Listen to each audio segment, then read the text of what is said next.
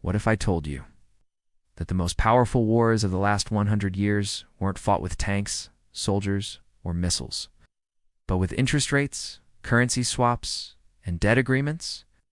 What if the true battlefield wasn't land, but balance sheets?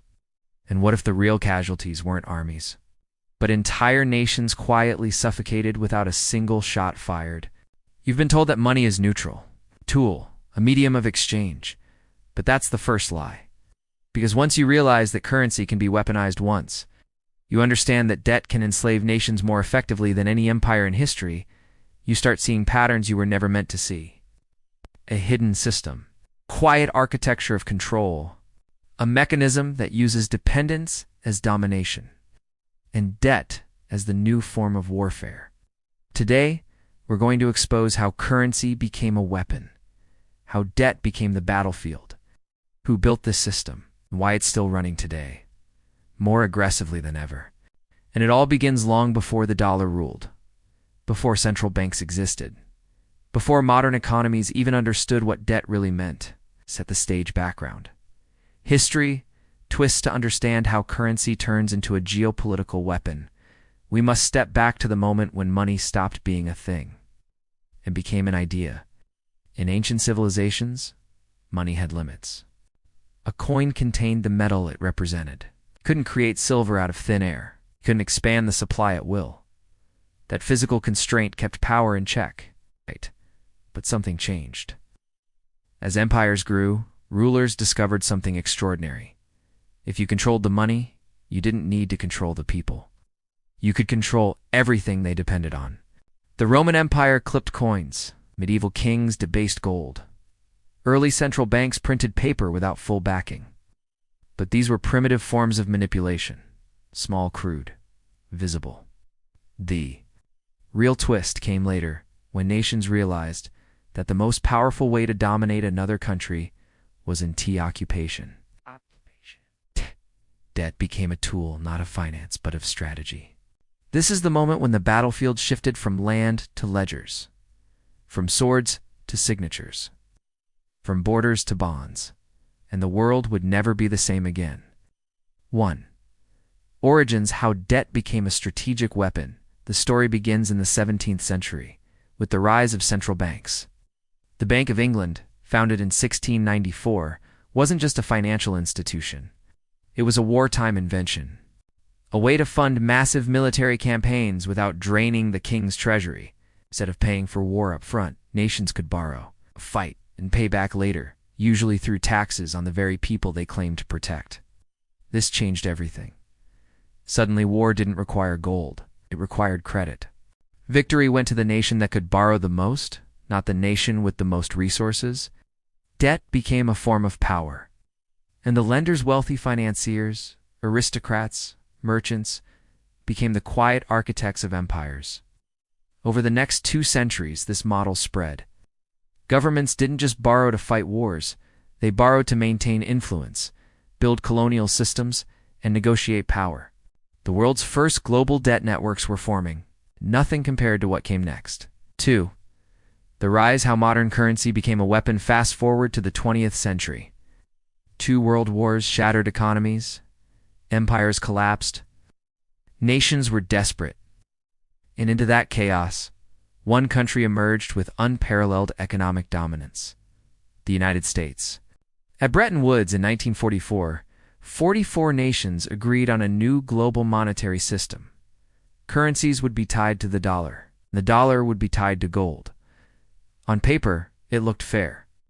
In reality, it gave the U.S. extraordinary leverage, because if every country needed dollars, and only the U.S. could create dollars, then the U.S. quietly controlled the global financial bloodstream. But here's the twist: almost nobody noticed. The dollar didn't just become the world's currency. It became the world's dependency. Foreign governments stored dollars. Foreign banks used dollars. Foreign trade relied on dollars. The U.S. could now influence another country's economy simply by adjusting its own monetary policy. Interest rates became a geopolitical lever. Dollar supply became a pressure point. Loans, grants, and economic assistance became diplomatic weapons. The battlefield was no longer physical. It was financial. 3.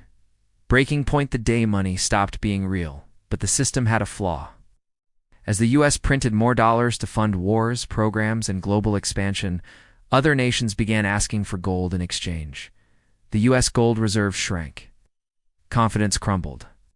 And on August 15, 1971, President Nixon made a decision that changed the direction of global history. He ended the gold standard. Money was no longer backed by anything. Not gold, not silver, not resources, just trust. And trust is the easiest thing to weaponize. Without the anchor of gold, currencies floated freely. Debt expanded exponentially. Nations could print their way into influence, or inflation, or collapse. This was the moment when currency became a pure instrument of power, a tool that could be manipulated, inflated, devalued, and exported across borders with no constraint. And the most devastating consequences were yet to come. 4. Fallout. How debt became the global battlefield. The 1970s and 1980s revealed the true scale of financial warfare. The petrodollar trap. After the gold standard collapsed, the U.S. needed a way to keep global demand for the dollar high. The solution was brilliant and ruthless. Saudi Arabia agreed to price all oil in dollars. In return, the U.S. guaranteed military protection. Overnight, every country that needed oil needed dollars. This forced nations to borrow dollars from us, dominated institutions by dollars through trade, or accumulate debt in dollar-denominated bonds. Dollar dependence became unavoidable. And once a country depends on a currency it can't control, it becomes vulnerable. The IMF and World Bank era developing nations were promised growth, stability, and prosperity. What they got were high-interest loans, strict economic conditions, and entire generations stuck in cycles of repayment. Debt restructuring became financial colonization. Countries lost control of industries, natural resources, and government spending. It wasn't war, but it had the same outcome. Nations weakened, governments collapsed, resources extracted, power realigned. 5. Failed fixes. Why the debt system can't be repaired. Over the past decades, governments have tried to fix the global financial system. They didn't fix anything. They made it worse. Fix attempt number 1. Lower interest rates. Lower rates were meant to spark growth. Instead, they sparked bubbles, housing, stock markets, credit expansion, making everything more fragile. Fix attempt number 2. Printing money. QE was meant to stabilize economies. Instead, it inflated asset prices and widened inequality. The wealthy gained. Everyone else paid the price. Fix attempt number 3. Global cooperation. Multiple countries tried to reduce dependence on the dollar. But breaking free from a system you're trapped inside only exposes your weakness. Every solution became another weapon. Every fix created new vulnerabilities. Ow. The system wasn't designed to be repaired, it was designed to be maintained. Modern parallels the new era of financial warfare today. The weapons have evolved, but the war hasn't ended. It's expanded. Weapon 1. Sanctions. Entire nations can be economically paralyzed with a single announcement. Banks frozen, assets seized, trade blocked, no armies, no bloodshed. Complete devastation. Currency. Devaluation. Countries use inflation deliberately to weaken their currency, making exports cheaper and debts easier to repay. But it also destroys savings and erodes public trust. Weapon 3. Digital financial surveillance. Modern banking data reveals everything: spending, saving, behavior, even political alignment. Financial control is becoming personal, not just national. Weapon 4.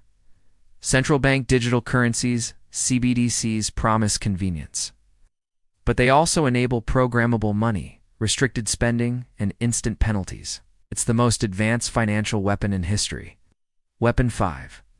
Global debt crisis. Today's global debt surpasses $300 trillion. Number so large it cannot ever be repaid. Debt is no longer a tool. It is the battlefield itself. Repeating patterns. The cycle. Nobody stops. Every financial empire follows the same pattern. Create a currency. Expand influence by lending it. Grow global dependence. Exploit the leverage. Collapse under the weight of its own debt. This happened to Rome, to France, to Britain, to countless empires across history, and now The world awaits the final stage for the modern financial empire. Because no currency stays dominant forever, no power controls the system permanently, the next shift will not be peaceful. 3 takeaways: clear, direct, memorable. Currency is never neutral. Every major nation uses money as a strategic tool of influence and control. If you control the currency, you control the behavior of entire economies. Debt is the new empire. Countries no longer conquer land, they conquer financial dependence. The nations with the strongest currencies control the nations with the largest debts. The next global conflict will be economic, not military. Sanctions, digital currencies, resource pricing, and energy markets will replace traditional warfare. The battlefield is shifting faster than most people realize. Final warning, open-ended. Thought the world is entering an era where currency can be turned off with a switch, where financial systems can be weaponized instantly, and where debt obligations can topple governments more effectively than any army. The real danger is not inflation, not recession, not even collapse. The real danger is control. Because the more digital, centralized, and interconnected money becomes, the easier it is to use as a weapon, and the harder it becomes to escape. If you want to understand how this system really works, how nations rise and fall through money, and how these hidden financial mechanisms shape your life every single day, make sure you subscribe, because this is only the beginning. And once you see how the system really works, you can never unsee it.